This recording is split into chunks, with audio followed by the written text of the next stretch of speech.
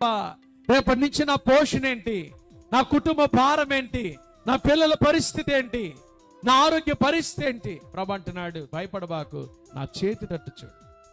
దాసి దాసురాలు యజమానురాలు చేతి తట్టు చూచి వారి దగ్గర నుంచి పొందుకున్నట్టుగా ఈరోజు మీరు నా తట్టు చూడండి.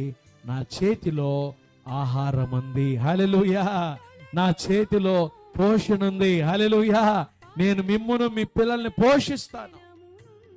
ఇశ్రాయేలు బయలుదేరి వస్తున్నారు ఐగుప్తుల నుంచి బయటకు వస్తారు.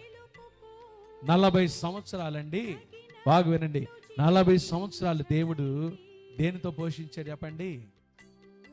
ఆకాశం నుండి ఏం కురిపించాడు? మన్నా కురిపించాడు. గట్టి చెప్పండి, ఆకాశం నుండి. ఆ దేవుడు ఈరోజు లేడా? బైబిల్లో రాయబడిన మాట ఏం తెలుసా? యేసుక్రీస్తు నిన్న నేడు యుగ యుగములకు ఒక్కటే రీతిగా.